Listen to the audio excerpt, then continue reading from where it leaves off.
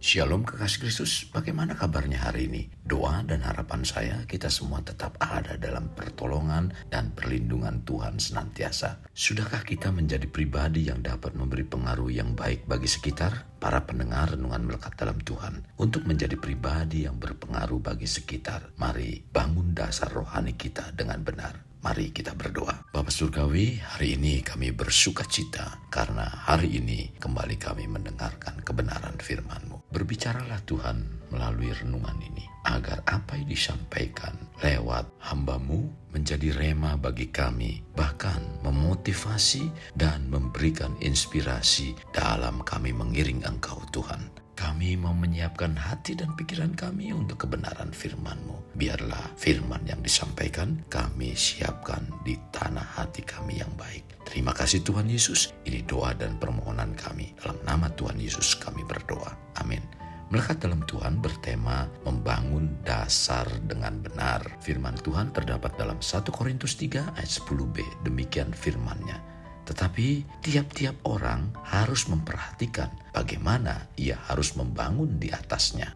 Kekasih Kristus, bila kita berbicara tentang kota, ada banyak kota-kota besar seperti Jakarta, Bandung, Semarang, Surabaya. Kita bisa menemukan banyak gedung-gedung tinggi. Gedung-gedung tersebut ada yang mengatakan gedung-gedung pencakar langit karena amat tingginya.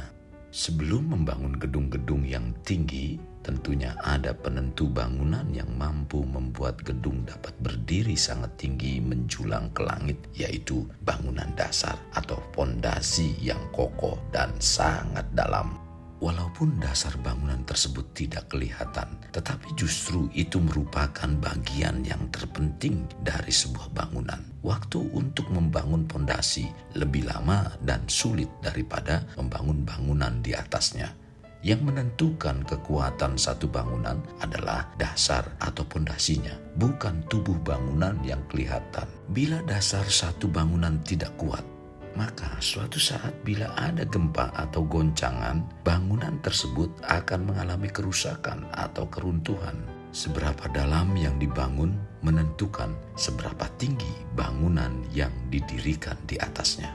Banyak orang Kristen yang berusaha membangun kehidupan mereka tanpa memiliki dasar yang teguh, sehingga ketika terjadi goncangan, maka bangunan kehidupan yang mereka bangun akan terhempas.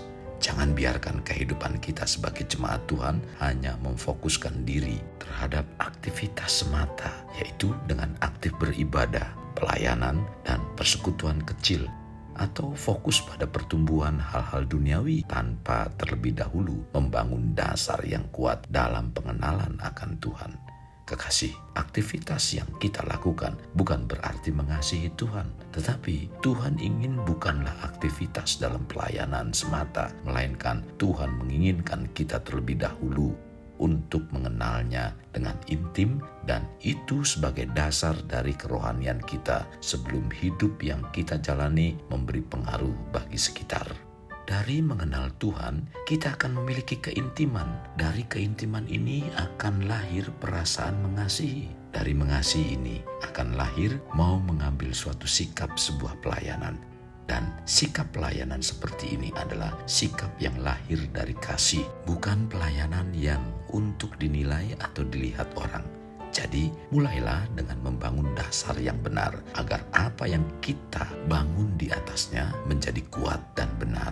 Kekasih Kristus, mengingat bahwa apa yang telah Tuhan katakan, Tuhan ajarkan, dan Tuhan firmankan hendaklah tidak berhenti hanya pada sebatas mendengar saja, melainkan justru harus dilanjutkan dengan melakukannya, mempraktekannya dalam hidup sehari-hari. Tercatat dalam Lukas 6 ayat 47. Yakobus pun mengingatkan agar kita menjadi para pelaku firman. Tercatat dalam Yakobus 1 ayat 21-25. Sebab itu, buanglah segala sesuatu yang kotor dan kejahatan yang begitu banyak itu, dan terimalah dengan lemah lembut firman yang tertanam di dalam hatimu, yang berkuasa menyelamatkan jiwamu. Tetapi hendaklah kamu menjadi pelaku firman dan bukan hanya pendengar saja, sebab jika tidak demikian, kamu menipu diri sendiri. Tetapi barang siapa meneliti hukum yang sempurna, yaitu hukum yang memerdekakan orang, dan ia bertekun di dalamnya. Jadi bukan hanya mendengar untuk melupakannya, tetapi sungguh-sungguh melakukannya, ia akan berbahagia oleh perbuatannya. Kekasih, untuk memiliki kehidupan yang berpengaruh bagi sekitar, kita harus membangun dasar yang kokoh. Dan dasar yang kokoh untuk kita bangun adalah dengan mengenal Yesus Kristus, Sang Batu Penjuru. Dalam Efesus 2 ayat 20 mengatakan, yang dibangun di atas dasar para rasul dan para nabi dengan Kristus Yesus sebagai batu penjuru. Selanjutnya, mari kita lihat dalam 1 Korintus 3 ayat 11 yang mengatakan, karena tidak ada seorang pun yang dapat meletakkan dasar lain daripada dasar yang diletakkan, yaitu Yesus Kristus. Kehidupan yang dibangun dengan dasar iman yang kuat dalam Kristus akan kokoh dari segala situasi. Untuk mencapai itu, kita harus melakukan lebih dari sekedar pendengar yang baik. Kita harus menjadi pelaku firman, menerapkan segala firman Tuhan dalam kehidupan kita sehari-hari. Untuk menjadi kehidupan kita berpengaruh bagi sekitar, mari kita membangun dasar yang benar, yaitu mengenal Yesus Kristus sebagai batu penjuru bagi kehidupan kita. Kekasih Kristus, dengan membangun di atas dasar Kristus, kita tidak akan gampang goyah ketika angin ribut datang, badai hujan dan banjir datang menghampiri kita. Kita akan tetap kuat, tetap penuh dengan ucapan syukur karena kita bukan hanya mendengar tetapi sudah melakukannya dalam kehidupan kita. Pemahaman akan firman Tuhan, rajin beribadah, rajin mendengar khotbah, rajin membaca buku-buku rohani, rajin membaca Alkitab, rajin mendengarkan renungan, itu adalah sungguh baik. Namun hal tersebut tidaklah cukup untuk menghasilkan sebuah kedewasaan rohani dan pertumbuhan iman yang baik. Karena dari apa yang disebutkan tadi tidak akan cukup untuk mengatasi berbagai persoalan. Kecuali apa yang telah disebutkan di atas kita mau mempraktekkan dan menerapkan dalam kehidupan sehari-hari.